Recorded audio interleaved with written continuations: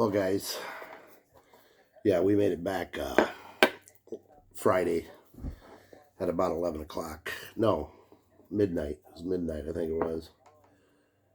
I think it was, yeah, it was midnight. It was midnight. Exactly midnight. Maybe 12:05 or something like that. Our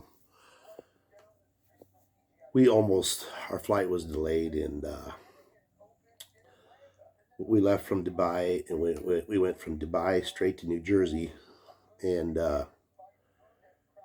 Newark, New Jersey, or New York, whatever. And you could see the World One Trade Center right from the airport, right out the window. Um, so our flight was delayed for, I think it was 3 hours, damn near 3 hours, going from Newark to O'Hare. And we had a plane to catch from Chicago to Cedar Rapids. We were supposed to land in Cedar Rapids at 9:30 Friday. We left. We boarded the plane, I think, at well, it would have been 9, 10, 11. Yeah, it would have been 8:40. We started boarding the plane in Dubai. We were already supposed to take off our flight in Chicago to Cedar Rapids at 8:40 or whatever, because it's only a 45-minute flight from Chicago to Cedar Rapids. So we were already planning on staying in a hotel in Chicago, and we just felt defeated, frustrated, tired as hell, obviously. We get to Chicago, we land, and we started getting messages that our plane hadn't left yet. They delayed it for people coming in from Puerto Rico and all around, I guess, so everybody could get on it. And we ran down to the gate and terminal. We were at the terminal, correct terminal, I think. We just ran down there, walked fast. I didn't run, guys, you know that. And as we got there, they were just started boarding the plane to go to Cedar Rapids, so they delayed it for everybody, for people coming in from all around. We got on the plane, man, and we made it to Cedar Rapids at we walked out of there at I think I called Dad. My dad and his wife Nancy had our car, and they were sitting at the cell phone parking lot at Cedar Rapids Airport. I called them at 11:05, I think it was.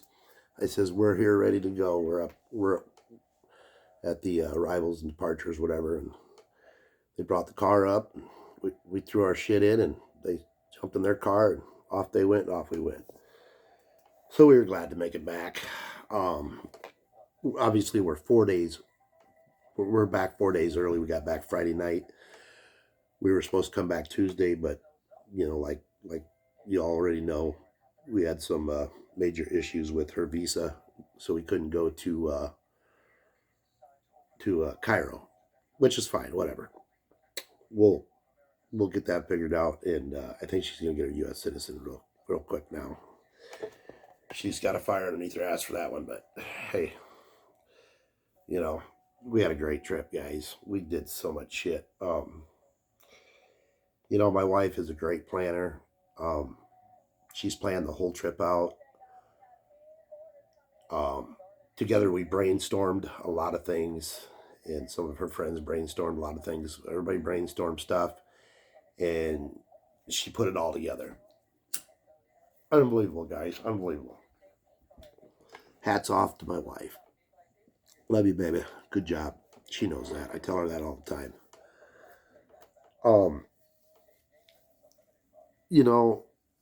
It's just, Dubai was so neat, guys. It was. I mean, I love the Philippines. Don't get me wrong, but Dubai was really cool to see that Burj Khalifa tower. I've been wanting to see that since it was constructed. I've been wanting to go to Dubai forever, and the wife has too. And the dream come true. Dream come true. And we got to take her sister and her sister's oldest daughter, Casey. That's Mariah and Casey. Fantastic. I'm so happy they got to experience it. Glad we all got to experience it. That Burj Khalifa, guys, is just a fucking monster, massive tower. And I know a lot of people think that Dubai is dangerous. It's not a dangerous city, guys. It isn't.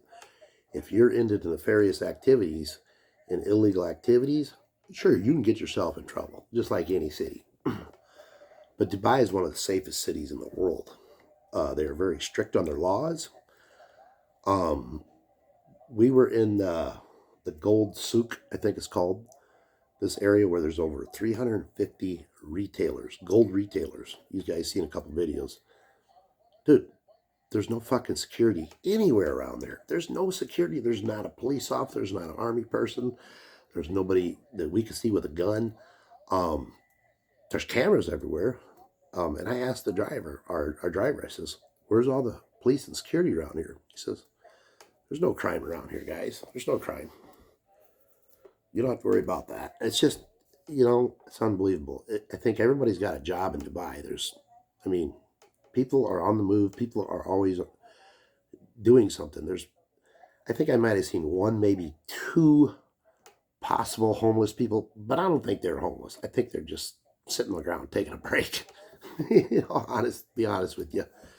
So there's none of that. We didn't see none of it. But unbelievable city. The people are great in Dubai. Very nice. Very welcoming. The only problem was the language barrier. The language barrier sucked. We didn't understand what they were saying. They didn't understand what we were saying. Um, Now our driver did say when you get down to, the area we were at was one place, and then when we were only, if the, if the floods didn't happen, we're only 15, 20 minutes away from downtown Dubai or whatever, Burj Khalifa and Mall Dubai and all that shit. He says most people down there, they do speak good English down there.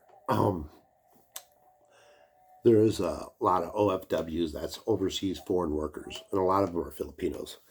My wife and her sister ran into a lot of Filipinos, and they helped us out a lot because where we had language barrier issues, the Filipinos helped my wife and my wife's sister out. So they had a line of communication. So that was very good. The food was pretty good, pretty damn good over in Dubai. It really was. We probably should have tried a lot more things, but we never did. But that's okay. Uh, we did get to experience that once every 75-year flood, whatever. Hey, but no, it was a great vacation. From day one, I think we've been sleep deprived the whole time on the vacation. I think one day I got a 10-hour sleep. I may have got a few 8-hour days. Maybe. I mean, we didn't sleep much on vacation, guys. Didn't sleep much at all.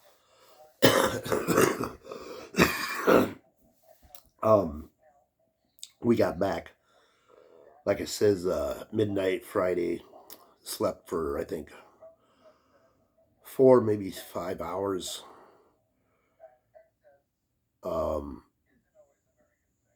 Friday, Saturday morning, and then today. So then last night, we slept maybe 4 or 5 hours Saturday. And then last night, well, today is Sunday. Yeah. We slept maybe 3 hours last night. The wife's in there sleeping right now. She works third shift here in America. Well, sometimes second to third, and she works double shifts. But she's an animal anyway. She's she's hardcore worker anyway. So she can adapt pretty well to the sleep, to the time zone difference. Me, last year it took me 6 days. 6 days on the nuts. And I went into work and last year, Yeah, and you know, the adrenaline was going, but once I got home, I was out, and then pretty well off there. I was pretty well set.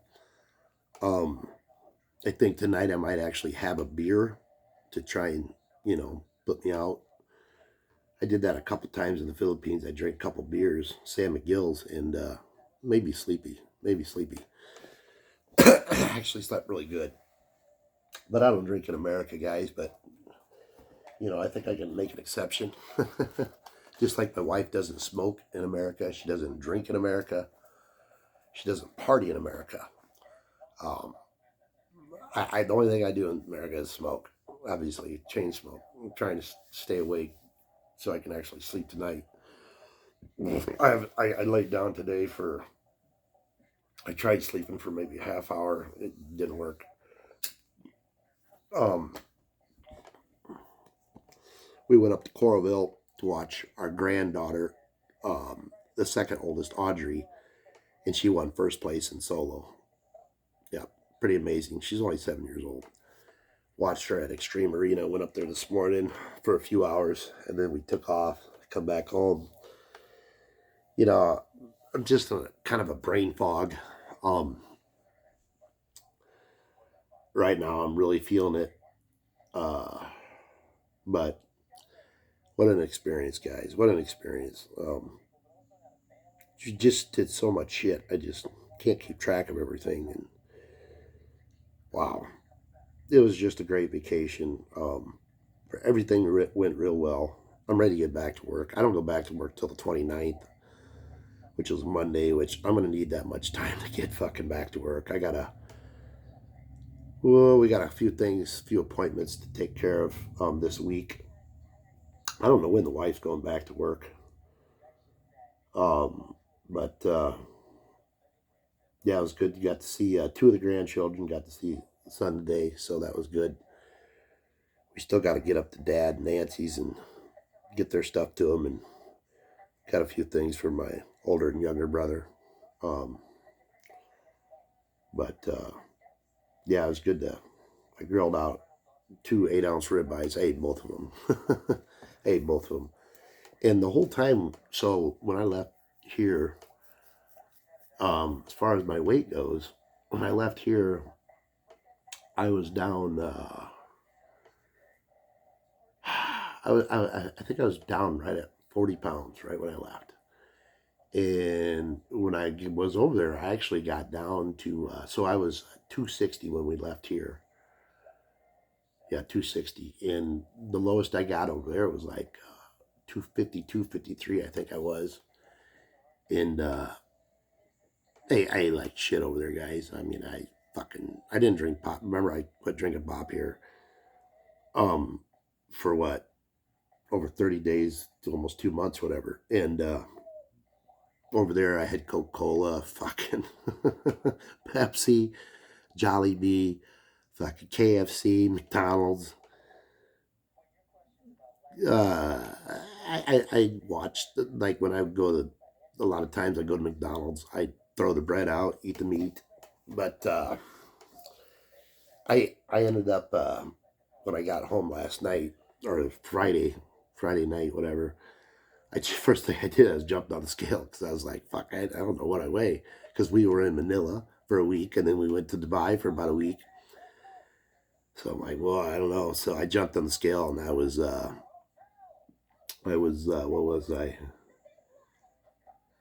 I was 262. So I gained 2 pounds, and then the next morning I weighed myself, whatever, and I think this morning I weighed myself. It's 259, so I'm back down in the 250s, which is good.